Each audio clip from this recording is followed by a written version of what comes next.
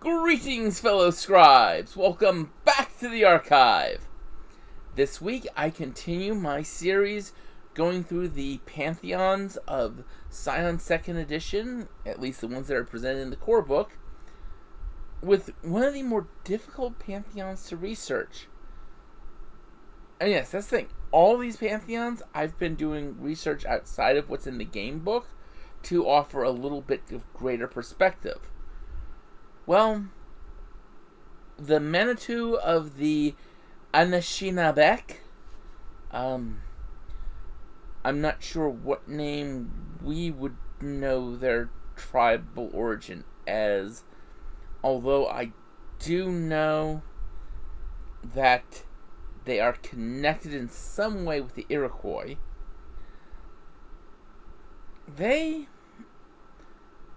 They're hard to track down reliable sources on.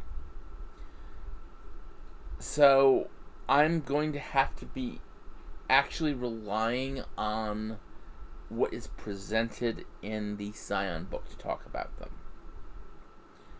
So sit back, relax, and enjoy as I talk about the Manitou. It starts with a single Manitou coming to Earth. Now, the Earth at the time is not Earth, it is water. And the Gisihokwai, no, I'm horribly pronouncing these, so I'm just going to go with the alternate name, Sky Woman, found a giant turtle that she sat on the back of. And she had asked the other animals to bring bits of earth. And it was Muskrat that brought the first. And from there she made land. And that covered the whole back of the turtle, turning into Turtle Island. Other animals brought different things, plants, and all that she was able to grow up and turn into a safe place for her to bear the child that she was carrying when she descended from the heavens. And once made plants, trees immediately took root and grew. And she literally laid the foundation for all the people that were to come. Now, she gave birth to her child, which turned out to be a daughter, Winona, who was the first woman. Now, of course, other peoples were coming about as a result of this, but during this time. Now, the first woman was, the first woman. And a Titan, who I'm not even going to try to pronounce the name of, came across her while she was bathing. And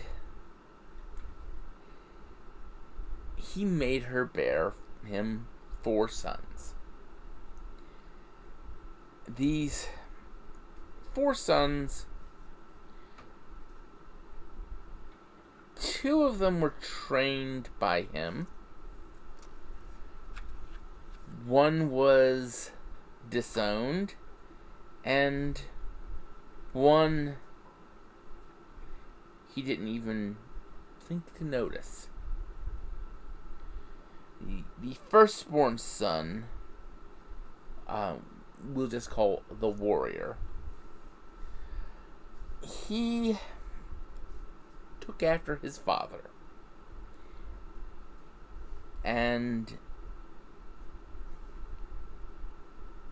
he created warfare and weapons and such like that. He he would gather strong warriors and go out for a fight. And this is what he would bring to the peoples on Turtle Island. I'm guessing the third-born son was the chief of the underworld. And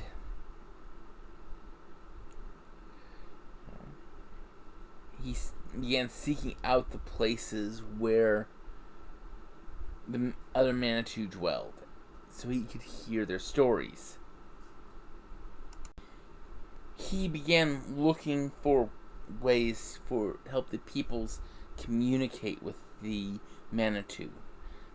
And he learned how to make the drums that they use, and how to teach the people to fast and seek visions. And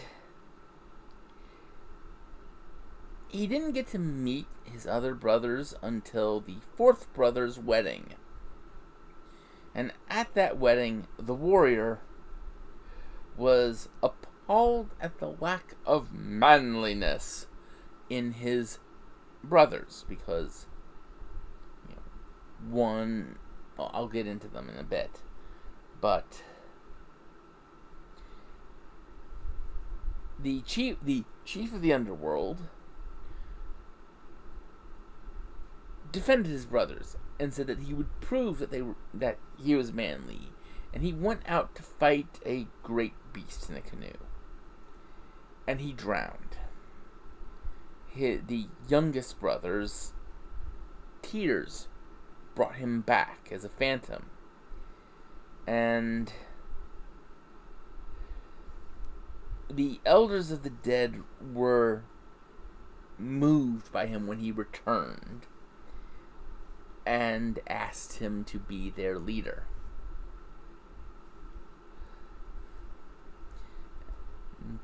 And he still leads the dead. The next of the second born is commonly called the disowned or the unwanted.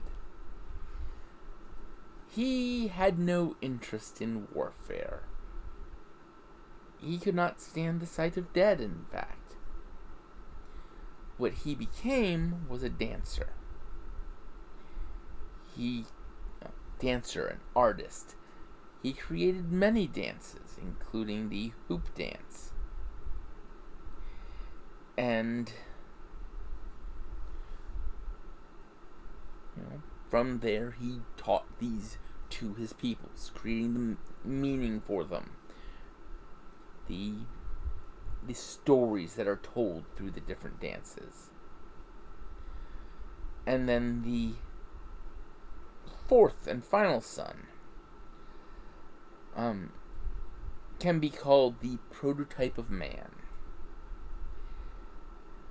See, when Nona died bearing him, well, she died her first time, and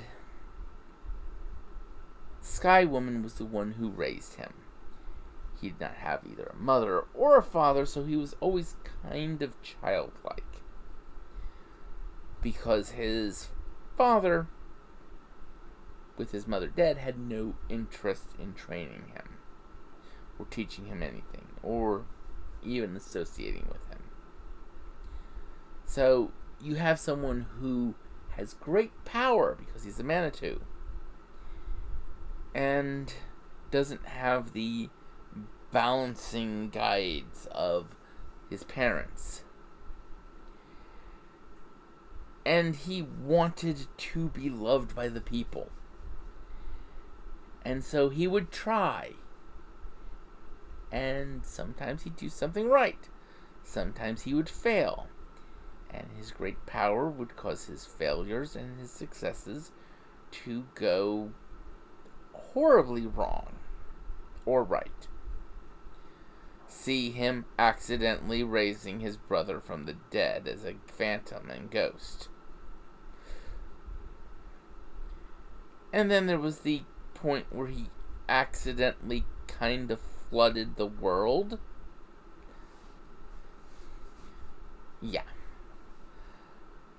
And this is, well, kind of a great example of man. We try our best and we fail or succeed. We tend to do stuff right by accident more than by intent. But that's just a quick, brief look at some of the notable deities in the Pantheon. Like I said, I really don't know a lot about this.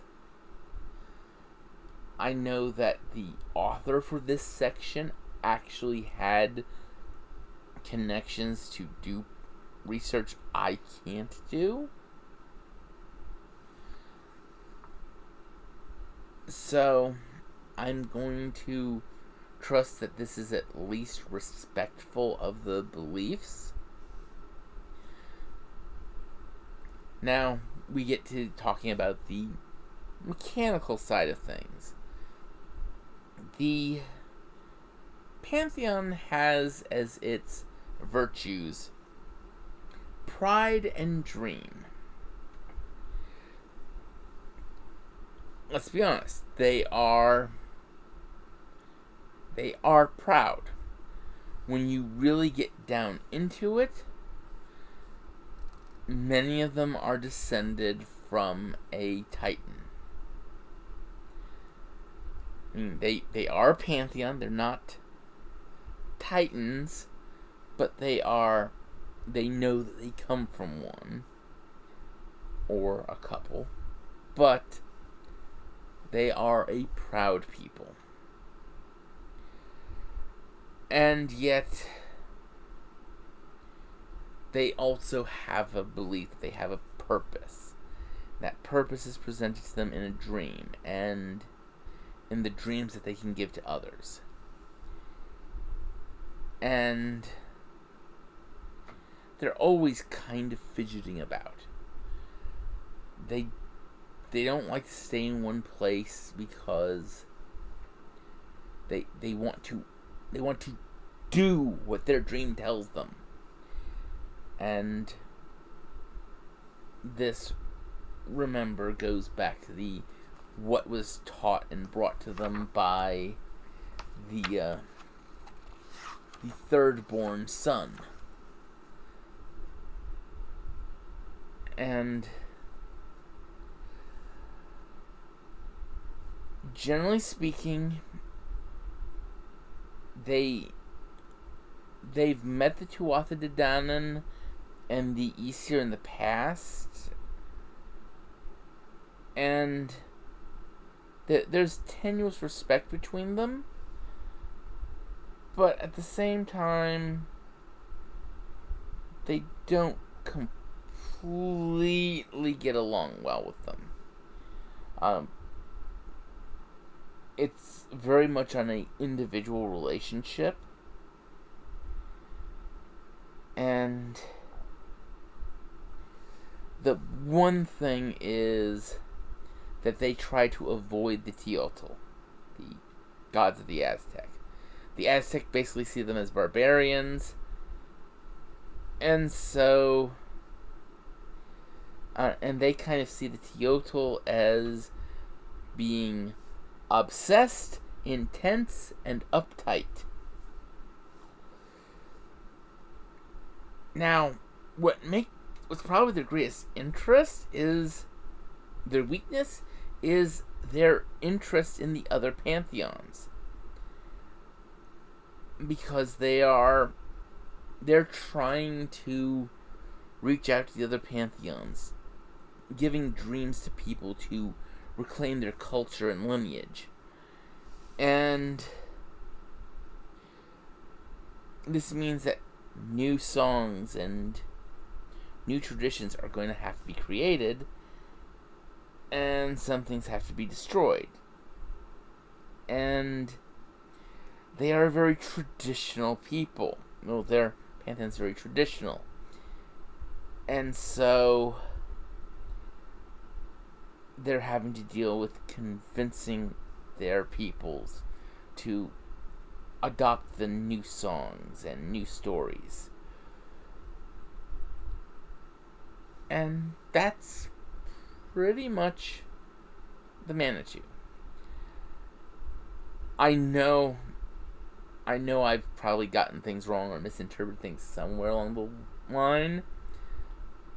I was going with just what was presented in the book because, as I said, I couldn't really find any reliable sources of information.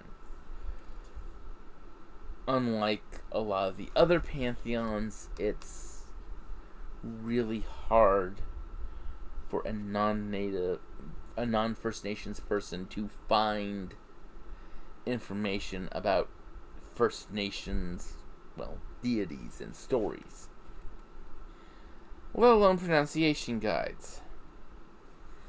Which is why I tried to avoid the pronunciations, because I'm not sure I could get any of them right. But next week, I will continue the series with the Nectar of Egypt. And this is going to get interesting because most people know them by their Greek names. And proper research was done, and we've got their most agreed upon Egyptian names. So until next week, I'd like you all to remember to have fun and keep gaming.